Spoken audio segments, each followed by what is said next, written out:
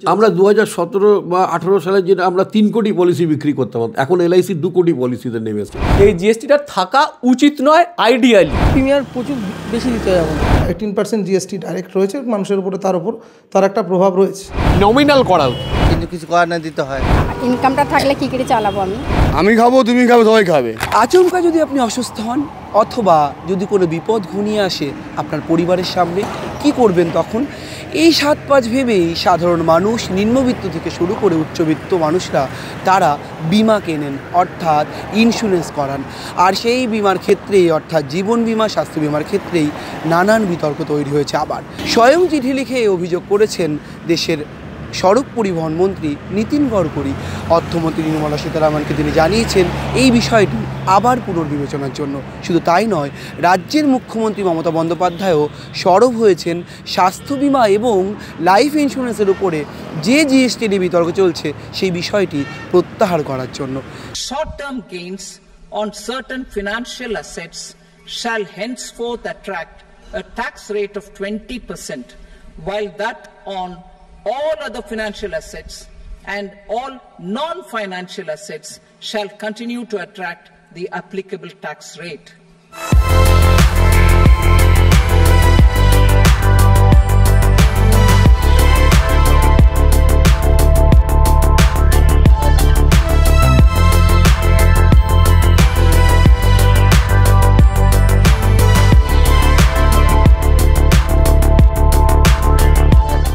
যে ধরনের পলিসিগুলো আমাদের এখানে হয় আর কি, insurance policy, type of life insurance policy, মোটামুটি ধরুন সবচেয়ে বেশি টার্ম ইন্স্যুরেন্স পলিসিটাই হয়। তারপর এন্ডাউমেন্ট পলিসি আছে, ইউলিপ আছে, হোল লাইফ ইন্স্যুরেন্স পলিসি আছে, money back policy, children plan. এর ভেতরে এই টার্ম ইন্স্যুরেন্স পলিসিটার কথা কেন বলছিলাম, এটা সবচেয়ে বেশি ইম্পর্টেন্ট এই কারণে, বিকজ একটা মানুষ বেঁচে আছে, সে মারা যাওয়ার পরে তার পরিবারের যে ফাইন্যান্সিয়াল স্টেবিলিটি, সিকিউরিটি, এটা এখান থেকে হয়। মানে আজকে যদি আমি বা আপনি হট করে মারা যাই, আমরা যদি আমাদের আর্নিং মেম্বার হই, তাহলে আমরা মারা গেলে ইমিডিয়েটলি আমার ফ্যামিলির সিকিউরিটি এই পলিসিটার মাধ্যমে সম্ভব।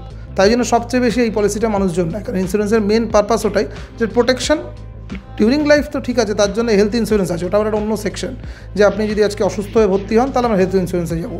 কিন্তু যদি আপনি দুম করে মারা যান তাহলে ফ্যামিলির প্রোটেকশন, তার জন্য এই টার্ম ইন্স্যুরেন্স পলিসিটা সবচেয়ে বেশি মানুষকে কম প্রিমিয়ামে কভারেজ দেয়। তো এটাতেও 18% জিএসটি আছে, সেটা একটা বার্ডেন। এবার সবচেয়ে বেশি মানুষকে যদি টার্ম ইন্স্যুরেন্সের আন্ডারে আনা যায়, তাহলে আমরা পরিবারের পরবর্তী জেনারেশনটা, আর্নিং মেম্বারটা চলে গেলে তার ফাইন্যান্সিয়াল স্টেবিলিটিটা দিতে পারব। তো সেই কারণে যদি ইন্স্যুরেন্স থেকে জিএসটিটা রিমুভ হয়, তাহলে সবচেয়ে বেশি এফেক্টটা এখানে পড়বে। ইনক্রিমেন্টের জন্য আমরা মানুষকে প্রমোট করতে পারবো আরও বেশি করে, প্রান্তিক মানুষ মানে যাদের কম ইনকাম এবং তারা আর্নিং মেম্বার, মরে গেলে তাদের ফ্যামিলিটার সিকিউরিটি দরকার। তো তারা এখানে প্রোটেকশনটা হয়তো ইমিডিয়েটলি তারা ভাববে যে হ্যাঁ তাহলে করতে পারি। কারণ আগে আমার প্রিমিয়ামটা 2000 টাকা, যদি কেউ প্রিমিয়াম 5000 টাকা যদি প্রিমিয়াম দিচ্ছিলো, তাহলে 5900 টাকা প্রিমিয়াম, তাহলে 900 টাকা এক ধাক্কায় কমে গেল, যেটা একটা সাধারণ একদম যার আর কি ধরুন মাসে 15,000 টাকা রোজগার, তার ক্ষেত্রে অনেকটা বেনিফিট। তো সেই রকম টাইপের বেনিফিট রিডাকশান হলে এখানের ক্ষেত্রে সম্ভব। ধরুন আফটার কোভিড হেলথ ইন্স্যুরেন্সের এই গ্রাফটা যদি দেখেন, তাহলে বিফোর কোভিড আমাদের 35% লোকজন মোটামুটি অল ইন্ডিয়ায় হেলথ ইন্স্যুরেন্সে কাভার ছিল। কোভিডের সময় লোকে বুঝতে পেরেছে যে কতটা এই ধরনের জিনিস জরুরি, টার্ম ইন্স্যুরেন্স, হেলথ ইন্স্যুরেন্স, এই কাভারেজটা কতটা জরুরি। সেইটা আফটার কোভিড দেখুন অলমোস্ট বেড়ে 42%, 43%-এর কাছাকাছি চলে গেছে। কিন্তু এখনও পর্যন্ত প্রায় 55 থেকে 57-58% লোক তারা এখনও ইন্স্যুরেন্সের ভেতরে আসেনি, হেলথ ইন্স্যুরেন্স নেয়নি। কিন্তু তার তো চিকিৎসাটা দরকার, তাকে বাঁচতে হবে, সেই প্রোটেকশনটা তো হেলথ ইন্স্যুরেন্স থেকে হয়। এবার তার প্রিমিয়ামের যদি কস্টটা অনেক বেশি থাকে, তাহলে এত সাধারণ মানুষ যখন দেখে যে আমার প্রত্যেক মাসের যা খরচা, যা দৈনন্দিন সংসার চালানোর খরচা, সেখান থেকে বাঁচিয়ে আমি ইয়ারলি প্রিমিয়ামটা অ্যাফোর্ড করতে পারবো না, তখন হয়তো সে পিছিয়ে আসছে। কারণ যে কোনো হেলথ ইন্স্যুরেন্স ভালো নিতে গেলে একটা দেখা গেলো তার বছরে একটা 10,000 টাকা প্রিমিয়াম ওয়ান টাইম দিতে হয়। এখানে তার পলিসিটা কত দাঁড়াচ্ছে? 11,800, 18% জিএসটিতে। তো প্রায় তার 11,800, 1,800 টাকা পুরোপুরি কম হয়ে গেল। তো সে ভাববে যে হ্যাঁ ঠিক আছে, আমি শুধু প্রিমিয়ামটা যদি এটা দিই, ঠিক আছে, হয়তো ইন্স্যুরেন্স কোম্পানিগুলোও হয়তো আরও কিছু বেনিফিট দেওয়ার কথা ভাবতে পারে। তাহলে সেখানে কী হলো যে এই বেনিফিটটা তাহলে তার পক্ষে একটা ডাইরেক্ট সে ইন্স্যুরেন্স পলিসিটা নিতে পারলো। কারণ হেলথ ইন্স্যুরেন্স কাভারেজ মোটামুটি সবারই দরকার। 18% জিএসটি ডাইরেক্ট রয়েছে মানুষের উপরে, তার একটা প্রভাব রয়েছে। তো এই কারণে যদি রিডাকশানটা হয়, তাহলে এইগুলো ডাইরেক্ট বেনিফিট লোকেরা পাবে। দেখুন ট্যাক্সটা নতুন, কিন্তু আমি আগেও দেখেছি যে ট্যাক্স ছিল জিএসটি, মানে জিএসটি জবে থেকে চালু হয়েছে বা তার আগেও যখন ভ্যাট ছিল তখনও জীবন বিমার উপরে অল্প বিস্তর কিন্তু ট্যাক্স দিতে হতো। দেখুন, ট্যাক্স নেওয়ার মেন কারণ হচ্ছে আমাদের দেশে আপনি দেখবেন ট্যাক্সের যে পরিমাণ, মানে ইনকাম ট্যাক্স এবং কর্পোরেট ট্যাক্সের বাইরে মূলত যে ট্যাক্সটা আসে একটা তার বিশাল পরিমাণ সার্ভিস সেক্টর থেকে আসে। যেমন ধরুন স্বাস্থ্যের ক্ষেত্র, এটা সার্ভিস সেক্টরে পড়ে, টেলিকম, রেল, এগুলো সবই পরিষেবার বা সার্ভিসের ক্ষেত্রে পড়ে।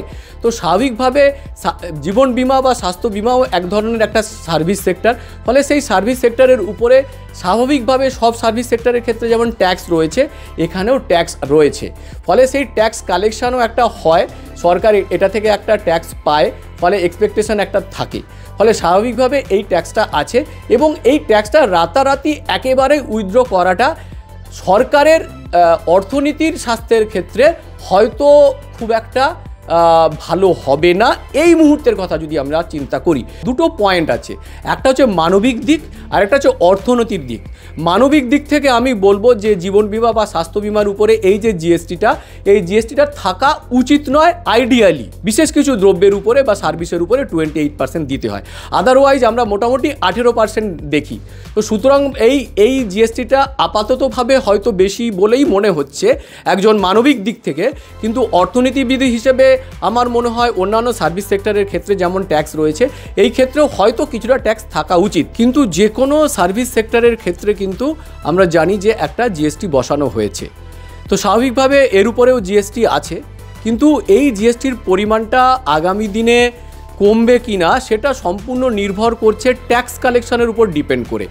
যেমন ধরুন আমরা জানি যে বিভিন্ন সেক্টর থেকে কিন্তু ট্যাক্স কালেকশন হয়, যেমন ধরা যাক ইনকাম ট্যাক্স থেকে ট্যাক্স কালেকশন হয়, কর্পোরেট ট্যাক্স থেকে ট্যাক্স কালেকশন হয়, জিএসটি থেকে ট্যাক্স কালেকশন হয়।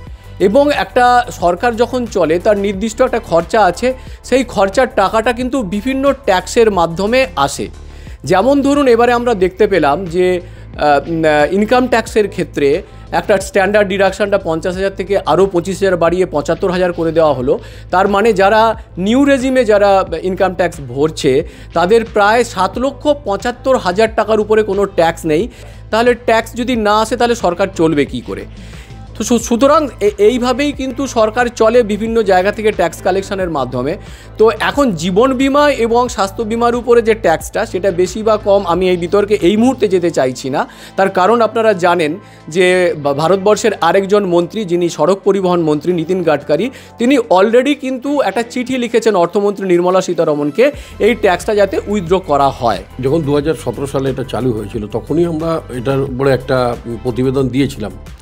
আমরা ম্যাডামকেও জানিয়েছিলাম লেটার দিয়ে 2021 সালে, 19 সালেও জানিয়েছিলাম। আমরা 3-4 বার এটা আমরা আবেদন করেছি ওনাদের কাছে যে জিএসটি যেটা গুড সার্ভিস ট্যাক্সেস, এটা ইন্স্যুরেন্স প্রিমিয়ামের উপরে ধার্য করা উচিত নয়। তার কারণ এটার একটা সুদূর প্রসারী এফেক্ট আছে। যেমন ধরুন আজকে যে প্রিমিয়ামটা নর্মাল প্রিমিয়াম হয়, সে প্রিমিয়াম যেটা পলিসি হোল্ডারদের কাছে অ্যাফোর্ডেবল হয়, জিএসটি একটা লোডিং, জিএসটি লাগালে তার একটা প্রিমিয়াম এটা বেড়ে যায়, প্রিমিয়ামের অ্যামাউন্টও বেড়ে যায়। যত প্রিমিয়াম অ্যামাউন্ট বেড়ে যায় পলিসি হোল্ডারদের পক্ষে মুশকিল হয় ওই বড় প্রিমিয়ামটা দেওয়া। মানুষের মনে হয় যে জিএসটি লাগালেই মনে হয় যেন এই আলাদা করে একটা সার্ভিস চার্জ এজেন্টরা নিয়ে নিচ্ছে। তাদের ধারণা নেই যেটা এই ট্যাক্সটা কাদের কাছে যায়, গভর্নমেন্টের কাছে যায় কি এজেন্টের কাছে। তাদের মনে হয় যে এজেন্টরা এই টাকাটা আলাদা করে সার্ভিস চার্জ নিচ্ছে। এটাও একটা বিরাট ব্যাপার। আমরা 2017 বা 18 সালে যেটা আমরা 3 কোটি পলিসি বিক্রি করতাম, এখন এলআইসি 2 কোটি পলিসিতে নেমে এসছে। 1 কোটি পলিসি আমাদের কম হয়ে গেছে, প্রায় 1 কোটি, মানে 1 কোটি পলিসি আমরা এভরি ইয়ার আমরা 3 কোটি পলিসি বেচতাম, নতুন পলিসি, সেখানে 1 কোটি পলিসি। তার থেকে বড় একটা ভয়ঙ্কর বিষয় যেটা আপনাদের অবগতির জন্য জানাই, যে পলিসি হোল্ডার প্রিমিয়াম দেরি করে জমা দিল, তার জন্য একটা গ্রেস পিরিয়ড এলআইসি দেয় 30 দিনে। এবার 30 দিনের পরে যদি সেই প্রিমিয়ামটা সে দেয় তখন তাকে লেট ফাইন দিতে হয়। এখন যেটা হচ্ছে জিএসটি আসার পর লেট ফাইন, তার উপর জিএসটি চার্জেস হচ্ছে। আমরা বলছি জিএসটি হচ্ছে গুড সার্ভিস ট্যাক্সেস। সেটা কিসের ক্ষেত্রে সরকার নিতে পারে? এমন একটা সার্ভিস সরকার প্রোভাইড করছে সেখান থেকে তারা নিতে পারে। বাট ইন্স্যুরেন্সটা আমাদের দেশের একটা প্রয়োজনীয় সুরক্ষা বলতে পারেন এক একটা পরিবারের। তো সেই জায়গায় তাকে প্রিমিয়ামে উৎসাহিত করার বদলে তাকে যদি জিএসটি চাপিয়ে দেওয়া হয়, তার পক্ষে প্রিমিয়াম দেওয়াটা তো শুধু অসুবিধাই না, সে আস্তে আস্তে পলিসিগুলো বন্ধ করার চিন্তা করে। তারা বারবার বলছেন যে দেখুন আমাদের যে প্রিমিয়াম চালু প্রিমিয়াম, মানে যেগুলো আমাদের পলিসি করা ছিল, সেই পলিসির প্রিমিয়ামই লোকে আর চালাতে আগ্রহ প্রকাশ করছে না। তারা দেখছে যে মিউচুয়াল ফান্ড বা ইয়েতে খুব তাড়াতাড়ি টাকা, শেয়ারে খুব তাড়াতাড়ি টাকা, তারা সেখানে ইনভেস্ট করছে। তারা বলছে এলআইসিতে আমি কেন জিএসটি দিতে যাব।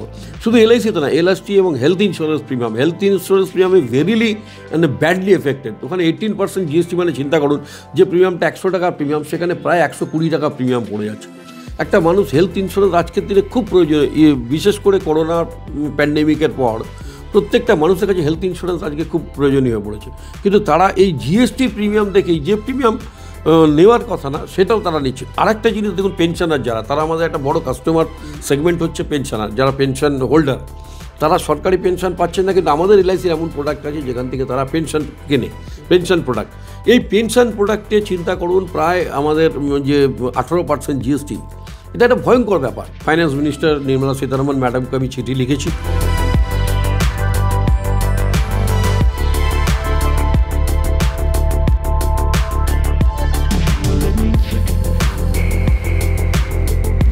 দেখুন, ইন্স্যুরেন্সে আমার ট্যাক্স বসানোর ট্যাক্স তো এটা বিভিন্ন খাতে খরচ হয়, কিন্তু ঠিক আছে, অসুবিধা কিছু নেই, কিন্তু একটু নমিনাল করা উচিত। প্রিমিয়ার প্রচুর বেশি দিতে হবে এখন, অনেক কষ্ট, মানে অনেক কিছু চাপ হয়ে যায়, কষ্ট, ঠিক আছে, সংসার চালানো অনেক কিছুই চাপ হয়ে যায়, প্রিমিয়ার বেশি দিতে হচ্ছে বলে। এই সরকার যদি কিছু কমিয়ে দেয় খুবই ভালো হয়। লাইফ ইন্স্যুরেন্স করে যাদের কাছে আছে তারা করে, আমাদের কাছে নেই, আমরা করবো কোথা দিয়ে? আমরা এতে চালিয়ে যদি রাস্তায় অ্যাক্সিডেন্টে মরে আমরা ইন্স্যুরেন্স ক্লেম পাবো। অনেক বেশি দেখছিলাম, 80% দেখছিলাম তো 18% দেখছিলাম চার্জ করেছে। আমি পারছি না চালাতে, আমার হাজব্যান্ড মারা গেছে তো, সেই জন্য। সরকারের কাছে কমানো হলে তো ভালোই হবে, আরও ট্যাক্স ফেক্স কমে গেলে ভালোই লোক বাঁচতে পারবে।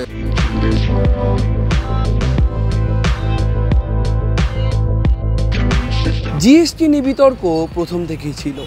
ইন্স্যুরেন্স অর্থাৎ বিমার ক্ষেত্রেও এই ট্যাক্স বাড়ানোর যে বিষয়টি, তা নিয়েও নিরন্তর চর্চা ছিল। যখন নেতামন্ত্রীরা মুখ খুললেন বিষয়টি নিয়ে, তখন সেই চর্চা আরও বেড়েছে। সাধারণ মানুষের সুরাহার জন্য বারবার প্রশ্ন উঠছে, সত্যিই কি কেন্দ্রের সরকার, অর্থমন্ত্রক ফের পুনর্বিবেচনা করবে বিমার উপরে যে জিএসটি বসানো হয়েছে তা নিয়ে? নতুন করে কি কোনো সিদ্ধান্ত নেবে কেন্দ্রীয় সরকার? বিশেষজ্ঞরা বলছেন এমন সম্ভাবনাও থাকতেই পারে। ক্যামেরায় ব্রতিন কুণ্ডুর সঙ্গে রমেন দাস, সংবাদ প্রতিদিন .in।